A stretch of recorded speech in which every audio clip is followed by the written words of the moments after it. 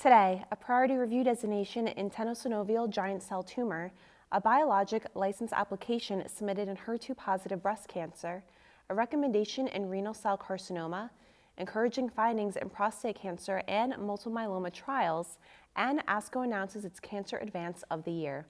Welcome to Enclave News Network. I'm Gina Columbus. The FDA has granted a priority review designation to a new drug application for the CSF1R receptor inhibitor pexidartinib for the treatment of adult patients with symptomatic tenosynovial giant cell tumor. The application is based on findings from the Phase 3 and Live-In study, which demonstrated superiority in overall response rate with pexidartinib compared with placebo at 39.3% versus 0% respectively after 24 weeks of treatment. Responses were based on central review of magnetic resonance imaging scans. TGCT is a non-malignant tumor of the joint or tendon sheath and is said to be locally aggressive and debilitating in some patients. It is also associated with severe morbidity or function limitations. Additional results show that no responders in the trial progressed after a median 6 months of follow-up. Tumor response was assessed by tumor volume score, which was 56% with pexidartinib and 0% with placebo. In patients who crossed over to pexidartinib at a starting dose of 800 milligrams daily, the ORR and TVS were 30% and 57% at week 25, respectively.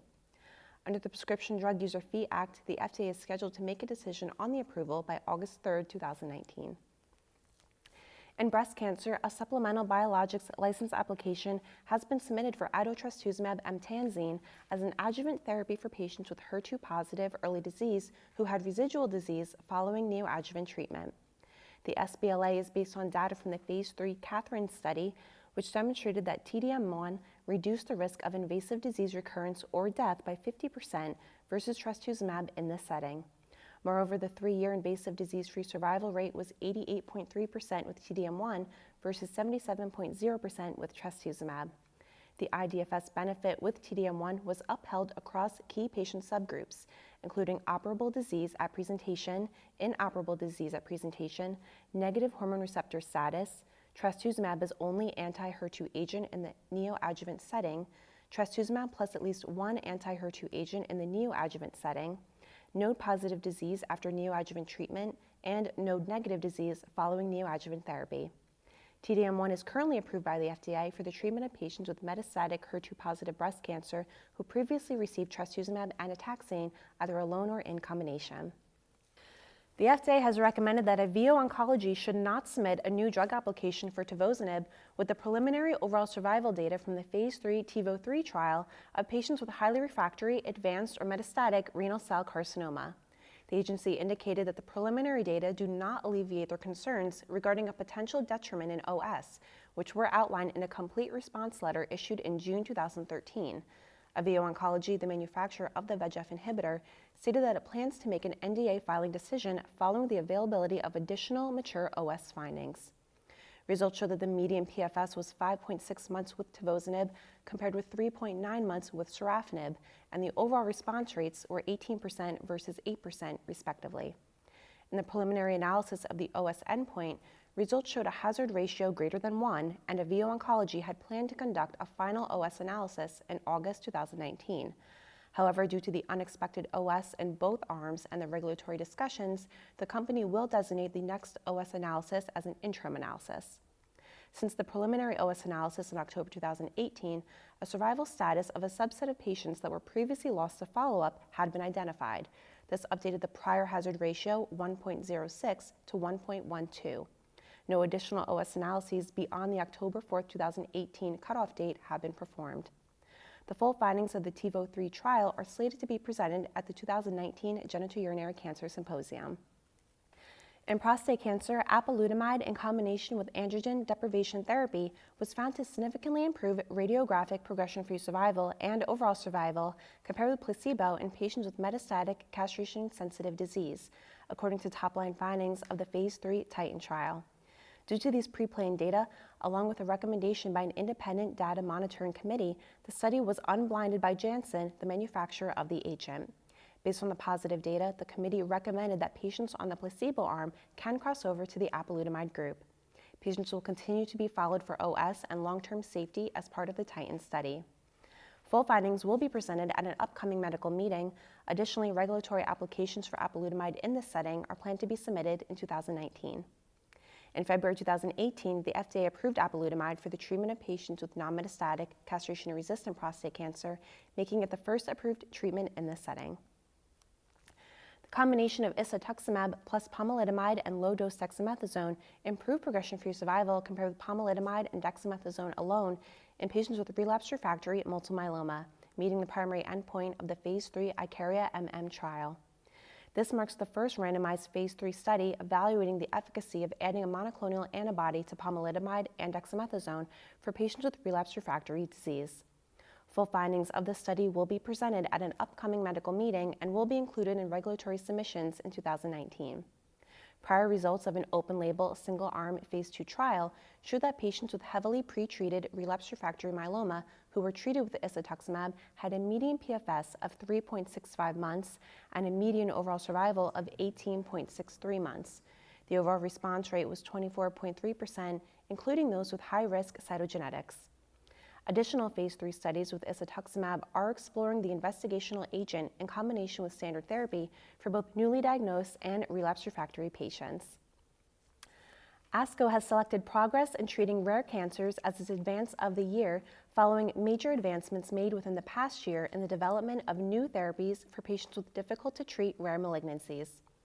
ASCO made the announcement as part of Clinical Cancer Advances 2019, ASCO's annual report on progress against cancer. The annual update highlights the most impactful clinical research milestones and policy developments that have been achieved over the past year in oncology. In a press release, ASCO President Dr. Monica M. Bertagnolli said that when it comes to furthering the progress made in the cancer space as a whole, especially in rare cancers where there is a great deal of unmet need, federal investment is critical. Therapies mentioned in the report include the FDA approvals of Lutathera for the treatment of patients with somatostatin receptor-positive gastroenteropancreatic neuroendocrine tumors, and the combination of dabrafenib and trametinib for patients with BRAF-mutated anaplastic thyroid carcinoma, as well as promising findings with the TKI sorafenib in patients with desmoid tumors, trastuzumab in patients with HER2-positive uterine serous carcinoma, and the CSF1R inhibitor pexidartinib for those with tenosynovial giant cell tumor. This week, we sat down with Dr. Stephen Ansel of the Mayo Clinic to discuss treating patients with CD30-positive peripheral T-cell lymphoma. So CD30 is a tumor necrosis factor receptor that is expressed on T cells, typically activated T cells. And certain types of peripheral T-cell lymphoma, most notably the anaplastic large cell lymphoma subtype, but also a number of other peripheral T-cell lymphomas can express this protein. That actually has given us a real opportunity to bring something new to the treatment of patients with peripheral T-cell lymphoma. And that's because the agent brentuximab vedotin targets CD30, binds to CD30, CD30 then gets internalized, and the agent delivers the MMAE toxin or chemotherapy agent to the malignant cell. And that then induces cell death. And in the relapsed and refractory setting, that's been a very significant success, particularly in the patients with anaplastic large cell lymphoma, whether it be ALK positive or ALK negative. And now most recently, in combination with the CHOP backbone, just omitting the vincristine, that combination of brentuximab vedotin plus CHOP chemotherapy with no vincristine has actually been very successful and has been shown to be superior to the CHOP combination in the recently published and presented Echelon 2 clinical trial. Again, because PTCL can be a variety of different histologies lumped into one thing, it's important to talk about what exactly do you mean. So if you're talking about anaplastic large cell lymphoma, CD30 is almost universally expressed at very high levels in anaplastic large cell lymphoma that is both ALK positive or ALK negative. But if you take the peripheral T-cell lymphoma not otherwise specified, so that's kind of a grab bag to lump kind of a lot of the other diseases that we don't have good names for yet, about half of those may express CD30. In the clinical trial that was recently published, they set a bar at 10% to say that at least 10% of the malignant cells needed to express CD30 for that to be felt to be a positive disease. But quite frankly, there's probably some degree of positivity even in a larger percentage, but that's less well studied. However, the same CD30 cut points have been tested in B-cell lymphoma, and responses were seen even with less than 1% of the cells expressing CD30. So the staining is typically done by immunohistochemistry, and it might be that actually it underestimates the amount of expression based on the fact that you can get responses even with very low levels of CD30 detected by immunohistochemistry.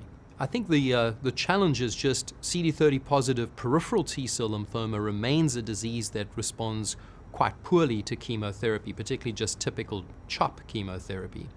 In contrast, the patients that have anaplastic large cell lymphoma, which is very positive for CD30, just standard CHOP chemotherapy in the ALK positive fraction of those patients can actually result in pretty good results. 70% of patients may have a good long-term outcome.